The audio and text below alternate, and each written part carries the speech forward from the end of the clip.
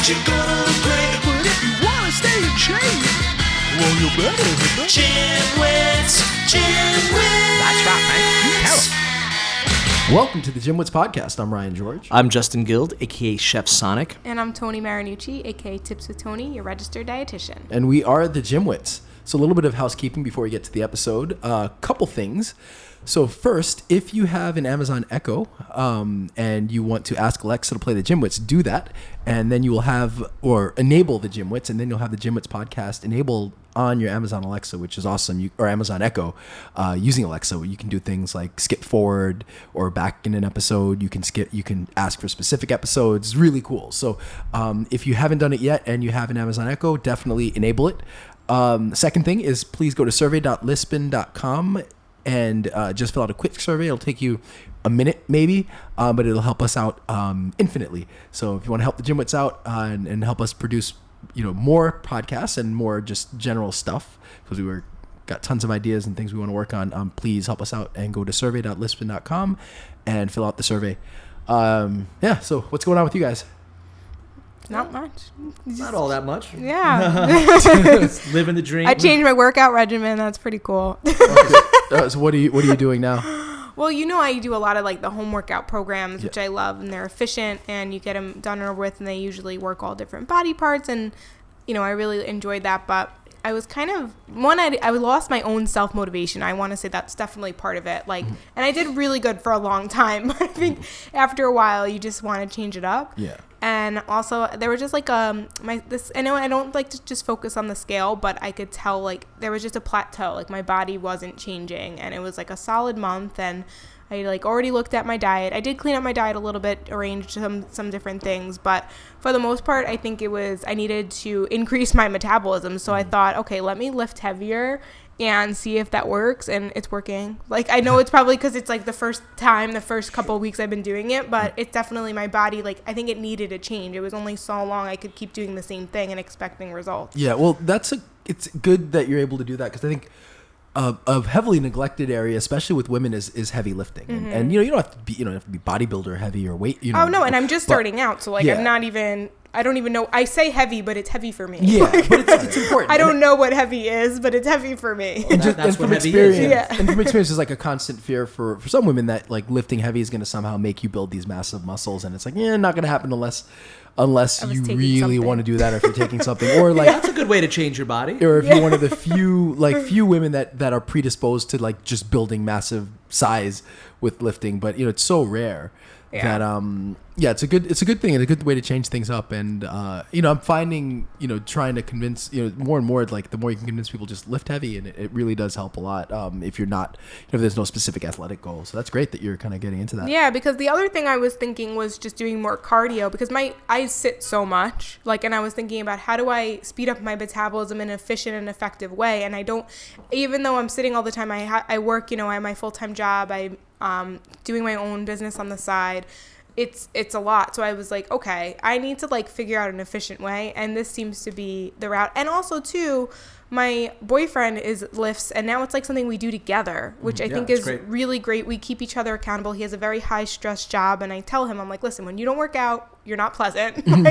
You need to be consistent with the gym. I need someone to teach me what to do, because a lot of times I used to be in the gym a lot, but unless I worked with a trainer, I didn't really know what I was really doing.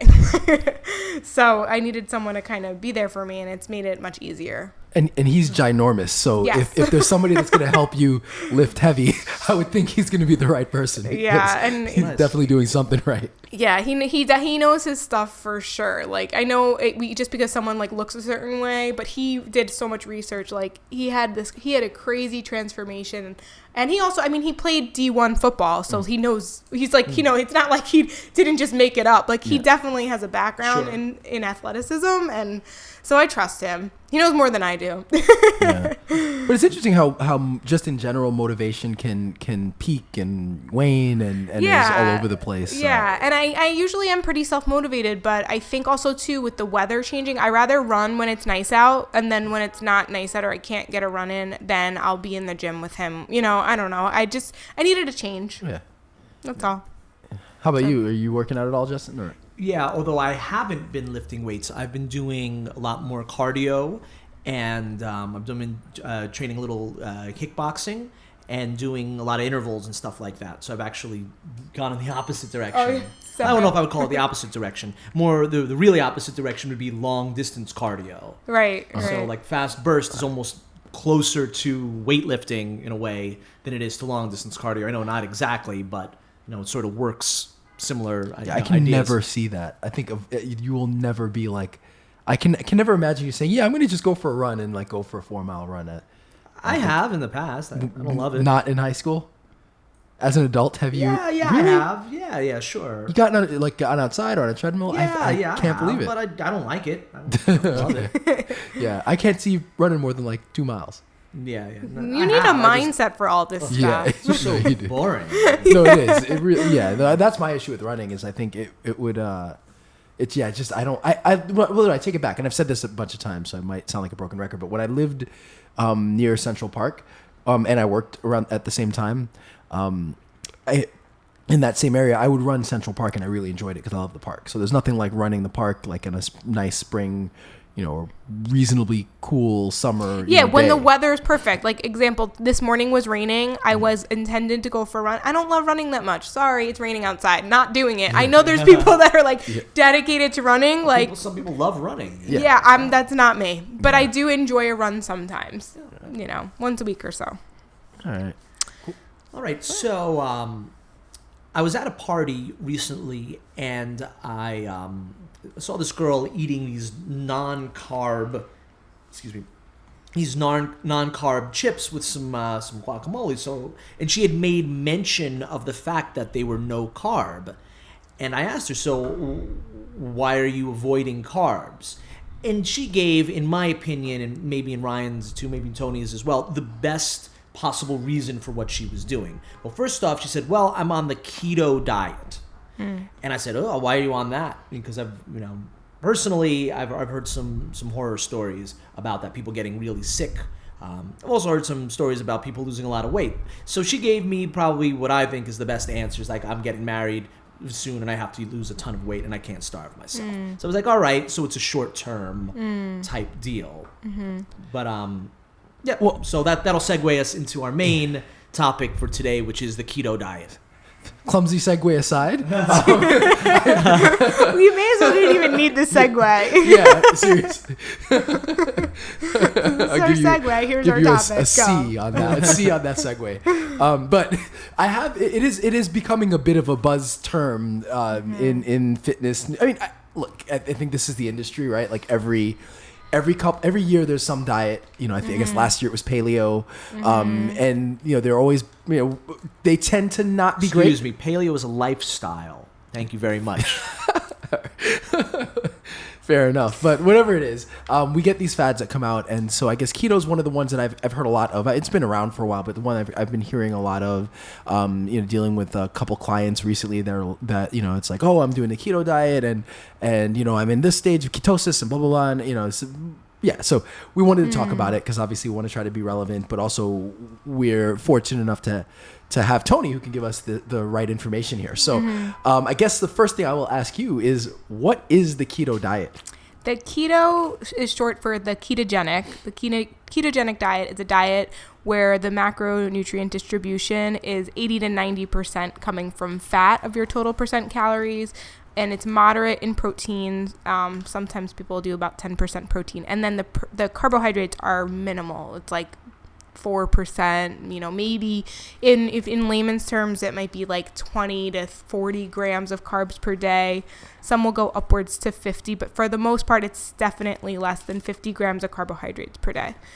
So I have a question. I'm wondering, is the term ketogenic an actual scientific term, or is that a made up term? No, it's a scientific term. Okay. Yeah. Because you know how I feel about any diet that has the word genics, right? No, yeah. Nutra, ISO, and any combination of those always winds up sounding like a fad diet to me. Well, it's based off of ketosis and your body creating ketones. So so maybe the ketogenic diet though is a prescribed medical diet for children with epilepsy. So maybe can you explain, I guess, how?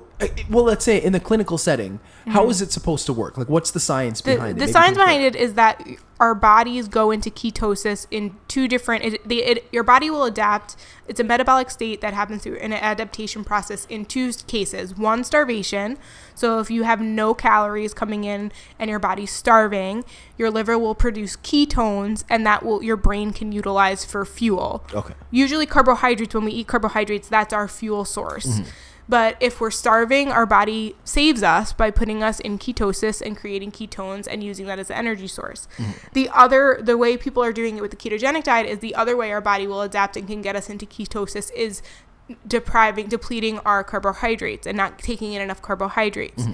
And when you're taking in fat, the fat then can be utilized to fuel the brain for fuel. Okay, so the ketones aren't being used for fuel. Well, there's debate about that. Okay. That's where sometimes, and it's really hard to get into ketosis. That's where a lot of people might be on these diets thinking that they're in ketosis, but they're actually not. Yeah. But that's where there's a debate about it. Is it the ketones that are giving you the energy, or is it the fat that's giving you your energy? Because fat has 9 calories per gram, and it's energy dense. So now, where's the benefit? Let's say from a weight loss perspective, how does somebody benefit from that? Like, where are they saying the people that push the ketogenic diet? Where's the benefit of being in ketosis? Well, because you're gonna basically burn more calories and you're gonna have a faster, more rapid weight loss that way. Why? Because you're using the fat to fuel the brain, or is it like so I don't know the scientific way why people think it's effective. I think the more like day-to-day stuff is fat is very filling, and so you might take in less, and then you're allowed to have things like cheeseburgers without the bread. Like, you're allowed to have things like bacon. You're allowed to have things like you're allowed to there's high fatty foods that are filling, and then so what the studies do show is that people don't usually exceed in the calorie intake that they take because of the fact that they get full really quickly because they're eating so much high fat foods. Okay, so there's no benefit of the fat over the extra like if we accept, like, it sounds not all that different from like a very low carb diet. So right. It's just that the extra fat will make you feel more full. There's no benefit necessarily to having 80% fat versus having 80% protein. It's just if anything, it's that everyone has that different argument of I should be doing this much from carbs and this much from protein, distributing your macros in a certain way. At the end of the day, it needs to be something that you can stick to. And when we have an imbalance of if we have too much of one thing, there's an imbalance of something else. Yeah. And that's where deficiencies arise. And I mean, we'll talk about that later, but Well, so one more question to go back to what you were talking about. You mentioned that it is used for people with epilepsy. Mm-hmm. So I guess why is it used for people with epilepsy? In what situations is that necessary? Well, and that's another thing too. Even the studies with children with epilepsy, where they question, is it the lack of carbohydrates, or is it the fact that your body's in ketosis that these children are having less epileptic seizures?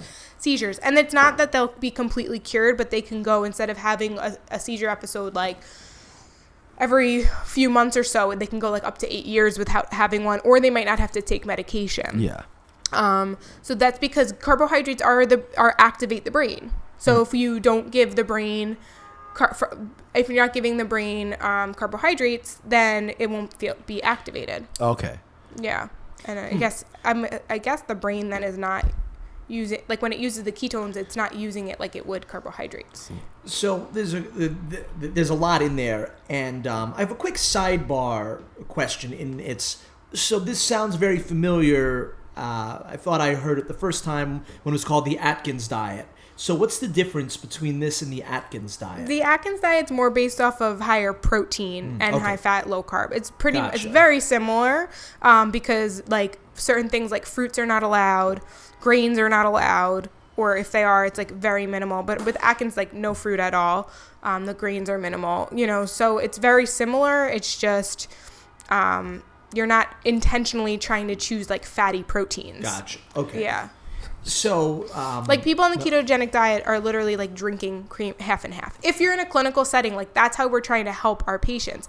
That's the thing too. Like there's not really studies in like day-to-day like application where people utilizing for weight loss. There's no like long-term studies. Okay. There's a couple of them, but for the most part, like the studies that everything you're going to hear today is the studies that I've read based off of a controlled setting and a controlled environment, and with children primarily. So in the adult population, there are and I'll talk about it later if you want, or I can jump, but there's upcoming research about it for certain other diseases and disease states that it can be helpful in treatment setting, but it's a treatment. It's not like a day-to-day what we should just be eating. That's Tony's way of saying it very nicely. Is there any... Well, I don't want to get ahead of ourselves, so we'll hold off for this. But I guess what effects does it have on the body?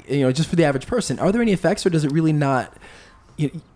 Well, initially, you'll probably feel really fatigued. You'll lack energy. Some people say that you'll skip that, but I mean, I have plenty of people that come to my office. They come to me for help. Their trainer told them to do a ketogenic diet. They started doing it. They have no energy. They're constipated because they have no dietary fiber. Sure. So they're not moving their bowels. They're hungry. They're tired. Some people are okay with that. I think socially it's a barrier. If you think about, you can't have a slice of pizza once in a while. You can't have a sandwich. Like I don't know, that sort of stuff. So there's something that you mentioned earlier, and I'm now wondering. If the weight loss isn't caused by the ketones, but by the fact that... It could be the low carb, yeah. So if someone is taking in same calories, let's say they're on normally would eat 2,000 calories. So if they're eating 2,000 calories of very fatty foods, how are they going to lose weight? Right, they still have to be in a caloric deficit. They still have to be in a caloric deficit in order to lose weight. Yeah. Okay. Yeah, they still have to be in a caloric deficit. So some people will argue that it's easier to be in a caloric deficit when you're feeling fuller all the time. All right, so that's the theory behind it, that for weight loss at least. It is still controlled. Less, but you're eating high fat foods to make you feel satiated. Right. Right. Okay. What negative health effects are there for somebody that is let's say if I'm sorry, I'm gonna interrupt you. So then, what does the ketones have anything to do with it? Because it's believed that that's what's getting utilized as fuel. So it's basically like you're not. That's a good question. Because honestly, even with people with epilepsy, it's still, they're even showing that you might be able to do like a modified low carbohydrate diet, and you might not necessarily have to go into ketosis for your body to reap the benefits of basically your brain not being triggered. So how long will it take before your body goes into ketosis on a diet like this? Is there any estimates? I don't know, actually. I don't know.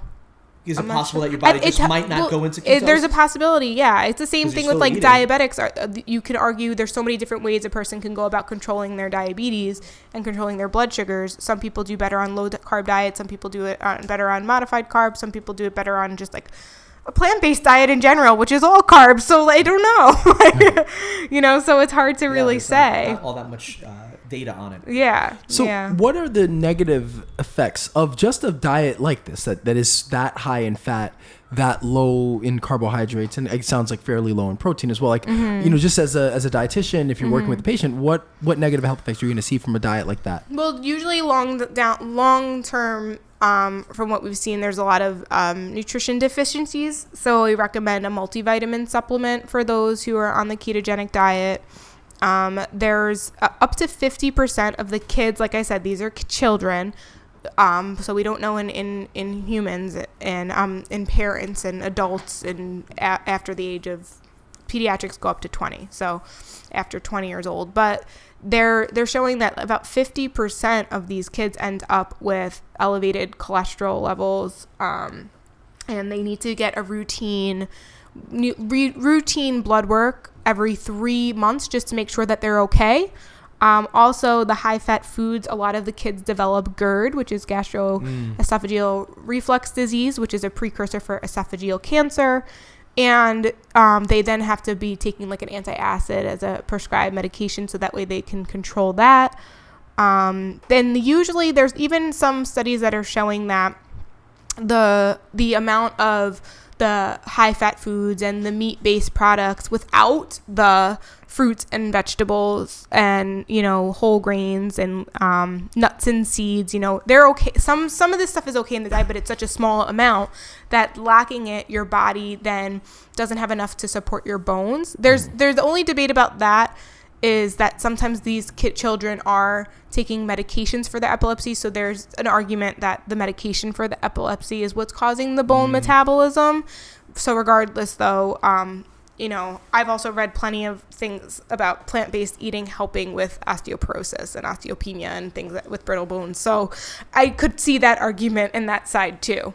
So I guess that would mean it would be very hard to do this diet, or if not impossible, to do a vegetarian or vegan. It's very difficult. Yeah, very difficult. It's very restrictive. So imagine now, if as a vegan, it's impossible because everything is from the ground. So vegan is plant-based, meaning everything from the ground has carbohydrates. Like an all-dairy diet. So if you were vegetarian, but even milk and yogurt have carbohydrates. So it would be cheese, and if you ate eggs, that would be your protein, and maybe like creamer, like half and half creamer. But it's very restrictive already, and then to add another restriction on top of that. And, you know, vegetarianism, you know, that's where we've done episodes about it before. Like, the purpose of the vegetarian diet is more because we want to celebrate vegetables, you know, and in the ketogenic diet, there's only like certain vegetables that are even allowed. It's mostly the non-starchy, which is fine. They're all like, some of this stuff you can see. If you saw like a ketogenic diet, it's like, and you saw what they're eating, it's like, oh, it's not that bad. But then when you look into it and you realize that they're going to do this the rest of their life, like, it's not even, I don't know. It doesn't seem worth it. That's the next question for me. Is this a realistic long-term strategy? So let's assume that, let's grant that the health that you get, that the health, it's not negative for you health-wise. Is it something that's realistic for most people to follow for the rest of their lives? I don't believe so. Yeah. I don't believe so. So now, what about in the instance of this girl who wants to lose weight? She has maybe her wedding's in a month or 2 months or something, and she just wants to drop a lot of pounds. Well, what would you say? Is that even the best way to do it? I know it's not on topic. Ryan, but what would you say someone who like decides that they're gonna fight and now they need to drop all this weight? I mean, if you're cutting weight, you're cutting weight. I feel like there's you're gonna do things that are unhealthy. So right. Yeah, so you accept that. You know, like if I'm coaching somebody for a fight, like, it's just, you know, it's an accepted risk that you have to take. Yeah, and then what happens after the fight? Now you gorge on. They everything. gain all the food back. I They would gain all the weight back. If you're, you know, I don't know. I would have to I haven't really put any thought into it as a, you know, as a coach, if that's something I would recommend, because, you know, I don't even know about the energy, you know, if you're training somebody to fight, you know, they need energy to perform. And when they're training, you know, carbs are a source of energy. Right. So I feel like being in ketosis is not, you know, maybe who knows whether or not it'll help you cut weight, but it still doesn't matter, because if you don't have sugar, you know, the sugar, you're not going to perform. Right. So I think that there's that part that I think I would not want to recommend it. But again, when you're cutting for any particular event or you know, time or whatever it is, like, yeah, you might have to do some things that aren't as healthy as they should be. But. And just as a sort of another sidebar, let's discern the difference between someone who is an athlete who's trying to drop weight in order to, you know, to make weight for a fight or something like that, and an average person who's not an athlete who's trying to lose vanity pounds. I think there's a little bit of a difference there. Yeah. So if a fighter gains back weight, they're supposed to gain back weight, right? But for someone who's losing, they're going to gain back some weight. Yeah. Like, they just have to. There's natural walking weight. But for someone who is trying to lose weight for a wedding or an event or something like that, they're going to probably gain it back. Now, when they gain it back, is there any issues with their metabolism? Could they potentially screw up their metabolism? Well, yeah. by going on a diet like every this? time you do extreme weight loss and you bring your metabolic rate down, then your body is going to fight it each time, and now you'd have to stay at that caloric deficit to still see results. So what I tell people all the time is the way you go about losing the weight is usually the way you're going to have to sustain it in order for yourself to keep the weight loss. You might get lucky, and say you need to lose 50 pounds, you lose 25 pounds you lose 50 pounds on the ketogenic diet, you get off the ketogenic ketogenic diet and you only gain back 25. So you might get lucky in that sense. Yeah. But for the most part, it's going to come back, and you have to find healthy eating habits and strategies that are going to keep you set up for long-term success. Yeah. And I think in either case, if you're going on that crash diet for a wedding, I guess now most people should know that there's going to be the rebound. So I think whether you're an athlete or it's just a wedding, or some photo shoot or something that's coming up, you want to look good on the beach or whatever. For most people, I think they do acknowledge that there's going to be the rebound. Not everybody, but for the athlete, I think it's more you have to consider performance and the rebound, where the average person doesn't necessarily have to consider performance as much, which is only just going back to what you were saying, where I think that's an angle you kind of have to consider it from. Now the other part though is if there are negative health kind of effects of it, the athlete, I think, also accepts that risk where the average person doesn't. So you almost have to give it a second thought. If you're just doing it for a wedding, it's like, how extreme do you want to do it? Yeah. Because what are you really getting out of it? Just I think wanna look good, and now maybe it's the value of that is as much as the athlete cutting weight. But for any person, you kind of have to consider, it's always a risk reward, and you kind of have to weigh those, against each other.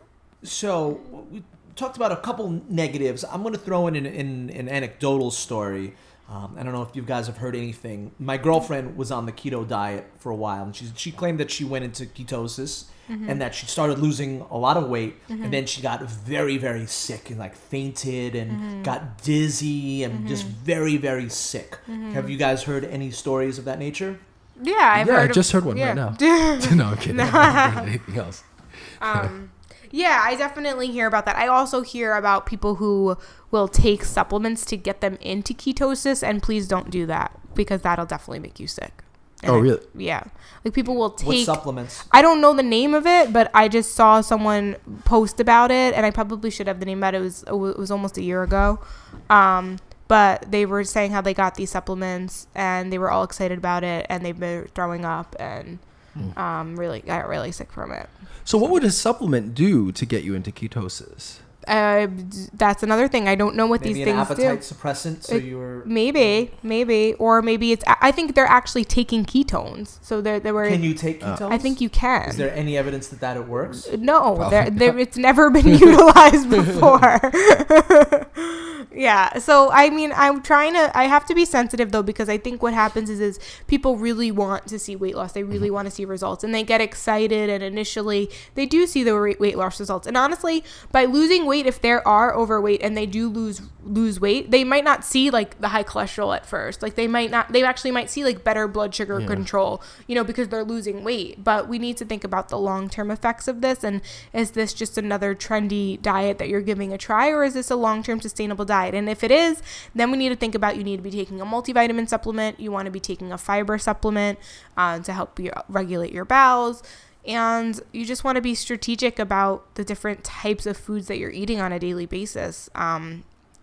It's restrictive too. You have to be okay with not... If you guys could only see the look on Toni's face. That's her being nice. She just wants to scream out, you know what do not do this. It just goes against everything I believe in. You guys know me as a dietitian. I believe in balance, and I believe in that nutrition. I think everyone can improve their nutrition, and we can use food as a way to fuel us. But it also it puts carbohydrates and fruit. You're not eating any fruit. You're not eating any grains. You have to limit things like nuts and seeds, things that you guys think about, we talk about the vegan diet all the time. That's one thing, that's the complete opposite. So it's how do you have one extreme to the other, and yet they're both perfect? Yep. Right? We need to find the balance. People are so quick to just go to extremes, and it doesn't align with my values. So it's hard for me to kind of stand behind it, but I have to be sensitive, because I do know that some people, they do follow it. They do want to do it. And so if someone came to me, I would tell them what I know, but I actually have a client right now who started on the ketogenic diet, and I said, listen, we can't stop you cold turkey, because she was doing keto, she was doing intermittent fasting, she was doing everything that you hear all in one. So I was like, we can't stop cold turkey, but would you promise me, like, I was like, would you practice with me? Like, let's try a couple different strategies, and, you know, we'll follow back up in a couple of weeks and see how those are working for you, and see if your energy improves, see if you have more normal bowel movements, because she wasn't having normal bowel movements. And, you know, then maybe, you know, we can find the other way, because if you're okay with this, doing this short term, getting short term results, but potential health complications in the long run, then fine. But if you want something that's long term sustainable and you don't want to ever have to diet again, then listen to what I have to hear, because I think I can provide you some valuable insight. It's funny. I would recommend that everyone, if you were a new listener, it's one of the very early episodes that I made with Ryan before we even knew Toni. And it talks about discomfort and pain, and how almost everything we do is to avoid discomfort. And for some reason, having a balanced diet is actually uncomfortable for people. Maybe because it requires planning. And requires sacrifice and thinking and just whatever it is. So they're going to look for something that is seemingly more comfortable. So eating high-fat foods, right? Oh, I can eat as much bacon and cheeseburgers as I want. Right? That seems to be more comfortable.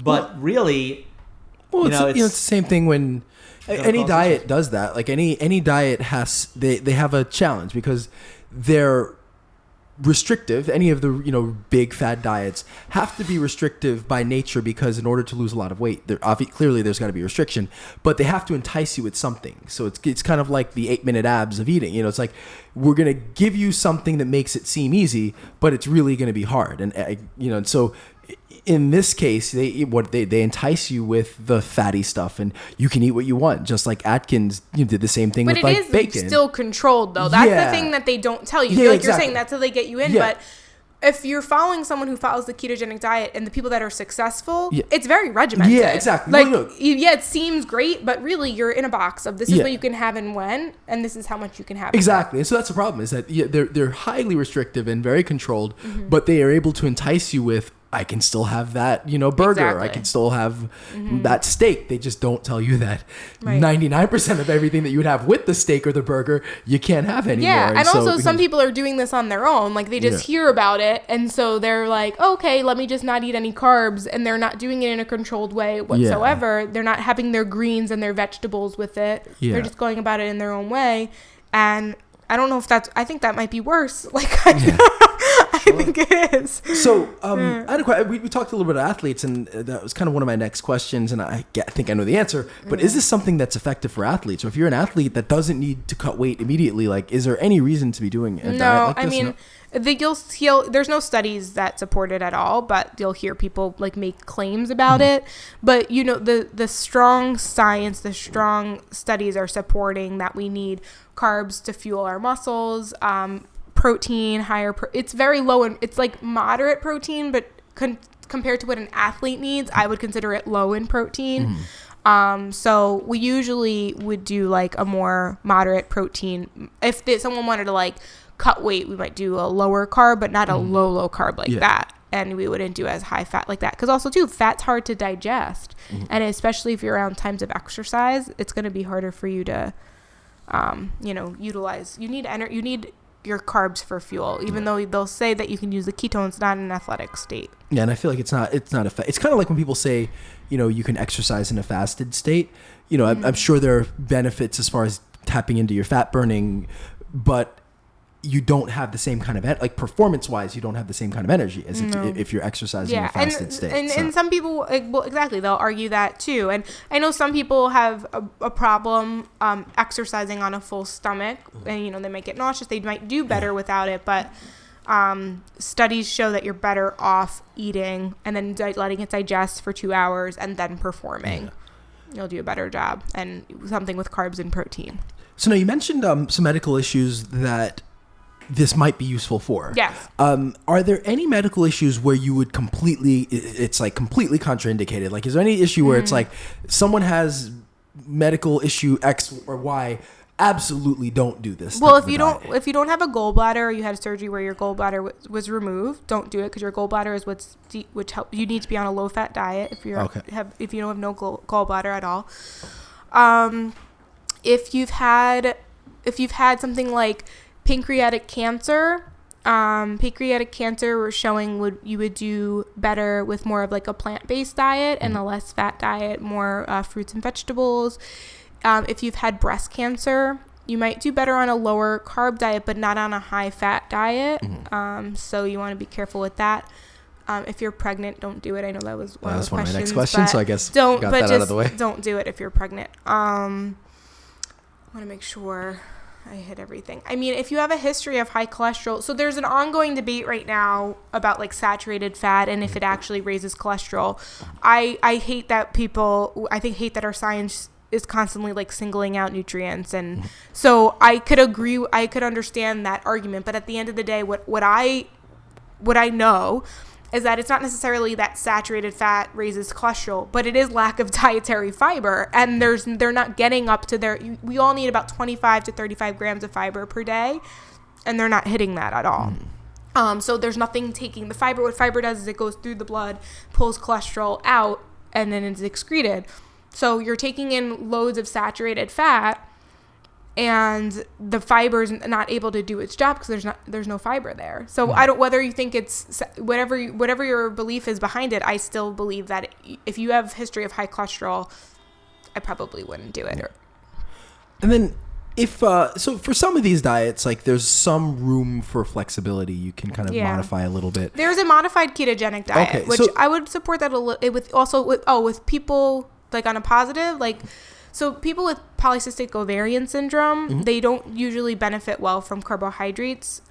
So they're usually better off on a lower carbohydrate diet, but they'll go straight to keto. Like, you don't need to go straight to keto. You could do a modified ketogenic diet, or you could just do a lower carbohydrate or limit your simple sugars.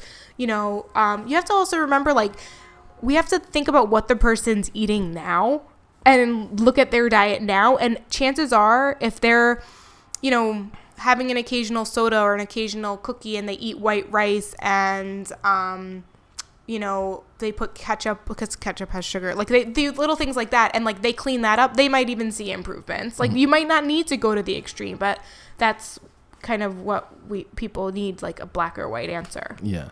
And yeah, so with it being flexible, so since the ketogenic diet theoretically requires you to go into ketosis, how could you have a modified version? Like, wouldn't a modified version not... Technically, you're not going into ketosis, so that's the question. So is it the ketones, or is it that you're having low carb? Is it that you're having a low cal, like not enough, in a caloric deficit? Yeah. So I know people will claim that your body's using the ketones, so therefore it's like basically taking your stored fat and it's using it, and that's how it's doing it. But there's like the long-term effects in the studies, there's nothing to prove that it's that or versus the carbs. Yeah. So there's low so there's really only one ketogenic diet, really. Technically, there's one, like the original. And that's starvation. No. The original ketogenic diet, that is the one that I was talking about. It's like 90% fat. Yeah.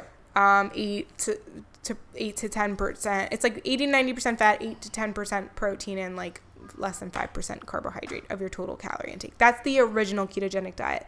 Then they start to, like in a hospital setting with the kids, they might modify it a little bit just to see if there's improvement. All the way down to, like I said, where people can have even upwards of like 100 to 150 grams of carbs per day, which is really more like a low carb diet. That's not really putting you in ketosis at all. Yeah. So, yeah.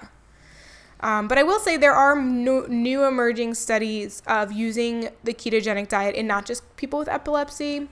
They're looking at people with Alzheimer's disease and Parkinson's. And when you think about these are disease states that trigger the brain. So it would make sense. But right now they're inconclusive but promising.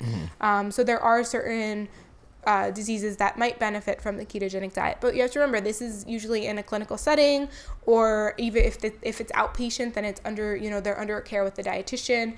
They're having someone take a look at the diet. They're making sure they're on the proper supplements to prevent the long-term complications or deficiencies. Cool. I guess it sounds like the verdict for this is similar to the verdict on many other diets, which is probably don't want to do it. And I really feel like I hope that we don't piss anyone off by doing this. Oh, Because I'm sure there's gonna be a couple people. We'll get an email like, "Why don't you have a real person who practices the ketogenic diet?" Speak. But I think the problem is it's the same as any other diet. It's too restrictive. It's not balanced enough. There's very limited science, and realistically, getting results. It comes down to mostly calories in versus calories out. So, you're going to see massive results because you're at a caloric deficit. And, in general, with that it's do what's sustainable. Right. And I think all that's diets work. If exactly. if you've been on this diet for X amount of years and it's worked, well, you should write in. You should let us know. But you should also get your blood work done. Yeah. So No, I'm serious. No, I'm really It's just serious. a good idea for anyone to do. I think you need to know, you need to know. Yeah. You just need to know. And I'm sure and I would guess that there are people that have been successful for a long time, but it's regimented, they're supplementing, and they're doing a lot of the right things. And so, I think that's a great point that you bring up, that with any of these diets, that you can't just dive in and start doing it. You got to do your research, and you have to make sure that whatever is missing, because most diets seem to be missing something, that you're finding a way to supplement and have a well-rounded diet. So even if you can make it sustainable, because I think the biggest issue with most diets is that they're not long-term sustainable. Even if you can make it sustainable, you have to make sure that you're protecting yourself, and that you're getting regular blood work or whatever it is, that you're not just making yourself less and less healthy over an extended period of time. Well, I'll say it again. Any diet with the Genix, Nutra, ISO, Nutra, anything of that nature, Really? Okay, so list some more. What else? There's, like you said, Nutra, ISO, and Nutra. Nutri. Okay. Right? Okay. ISO. Anything with Genix. Okay, but you just There's listed like different 3. spellings. I want There's more. different spellings. You just listed 3. All right. Sorry, I I called you out. listed like 5. Well, No, you didn't. Yeah, no. I mean- there's different spellings. Some have I, some have I. There's a difference. There's Nutra, there's Nutri, right? Genix with an X. Genic Well, here's with the thing. a C. Oh, really? So there's a Nutragenics and then the Nutragenics with an X? There's Genic, there's Genic, X, ISO. I don't believe this. Yeah, there are. There's No, everything. I want you got to do some research and prove to Anything me. with Max, anything with Most, What? anything like that. I guarantee you, they're out there. Most Genics? Look, anything with any of those names. Any of those names. Like, you can mix and match the different terminology. But if you see something like that, buyer beware. No, I disagree. No, You because disagree? here's the thing: there's plenty of programs out there with those names, and some people. Yeah, and also Some people do really well in them, and honestly, it's made them very healthy, happy, and successful. So let them be happy in that, and that's fine. Not all of them are as bad as. Not all of them are equal. Not all of them are created equal. Yeah, Okay. and also. But at the end of the day, the thing is what works for one person doesn't work for somebody else. So just because something they've heard was successful, you still have to do your research. You have to decide, is it meant for you? Or is this just something that seems really cool? And also, marketing is part of it. So Genix is a buzzword, or it sounds cool, sounds scientific. So if we could sell some product and make $1 billion calling it the GymWits Genix, I would do that. I'm not. I will totally sell my soul and do it. So. Yeah, no, but if it has GymWits in front of it, it's okay. You know something interesting? GymWits, I'm going to throw this in there because it's interesting. I don't know if you know Joy Bauer. She's a registered dietitian. She's on the Today Show. She literally has my dream job. All I want to do is be the dietitian on TV all the time, giving out factual information, and that's what she does. And she represents the dietitian community very well. However, she considers herself a nutritionist because that's what people connect with her with. She created products, and she would say the nutritionist on the Today Show, not the registered dietitian on the Today Show, because of the fact that people they hear the term nutritionist, and that gets their ear. So even though you guys know that the term nutritionist is not a protected title, anybody can call it, she has all these credentials behind her name, but yet she's using that term just to get people to listen in. Yeah. I mean, so it's true. It's interesting. It's when it comes to marketing, sometimes what doesn't matter. It's how you market it. Yeah, it's like calling yourself the No, I'm not going to say it. I got a good example. No. It's kind of like lactic acid, right? And saying that something, fixes lactic acid, even if the term doesn't mean anything. That episode hasn't gone up, so I wonder. I wonder if Are it'll we go up putting before that this. up? Yeah, we're putting that up. Absolutely. Yeah, I don't know if you guys have heard the. What was it? The algae episode? Then you'll know what we're talking about. If you haven't, We've then talked about this it's coming up before and have fun. in many But- episodes. Yeah. No, but I mean, you have marketing versus like the actual stuff, and yeah, that's a great example of where you sometimes you have to market yourself in a way that the audience understands. Yeah. And you do it in a way that's honest, and it's fine. Like I think that's a fairly honest way to do it, because it's actually honest because she's bringing herself down a peg. It's like she's said, if you have registered dietitians, high up on the pyramid and nutritionist is lower, she's bringing herself lower in order to allow, and she's not making up credentials where if you call yourself a scientist, even though you just read research papers, that doesn't quite, then you're kind of, you're lying up. So, you don't want to lie upwards. You can lie down. You can punch down when you're lying, but don't punch up in your lying. That's the message to take from the GymWits today. Well, that was a fortune cookie that I wrote. What? It was basically lie about, you want to impress people by lying about what you can do at the gym. And if you were lying about what you can do, but you're not exaggerating, you're actually saying less than you can do, and you're still impressing people, then that's awesome. Like if you can really bench 500, but you lie and say you can only bench 400, and people are still impressed, then that's pretty cool. How did you articulate that? I don't for a remember fortune how cookie? I articulated I it. have to look at that. No, I basically said lie about what you can do, but lie down. But if you can still impress people by lying downwards, then you're in a good place. All right. Makes sure. sense, right? This podcast has gone off the rails. Have you ever known anyone who actually? I guess people downplay what they can do. I'd like to say I do, but then I sound like I'm just just trying to sound humble. But I think I tend to people just omit. They'll tell you if you ask them, but they won't advertise it. People embellish. Like we all do to an extent. So I think that I try to be self-aware enough to not embellish and even be accurate, but not overstate anything. But I'm trying to think of a situation where that happened and I can't. But I think we all do, or people do embellish in general. So and it's tough because you don't want to be dishonest. I do think it's good. Like that's a great situation where you're if you're gonna lie or you're gonna be mislead to make yourself look worse than you are and not better. Exactly. Yeah. All right. Well, that's that. Yeah, that's. I didn't even know where to go. All right. Well, anything else to share? I don't know. I think that's it.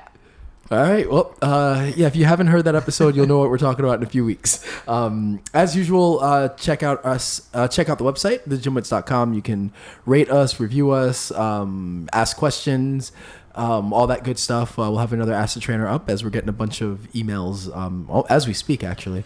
And yeah, that's it. I'm Ryan George. I'm Justin Guild, aka Chef Sonic, reminding you that truth does not sell. And I'm Toni Marinucci, aka Tips with Toni, a registered dietitian, helping you get healthy one bite at a time. And we are the GymWits.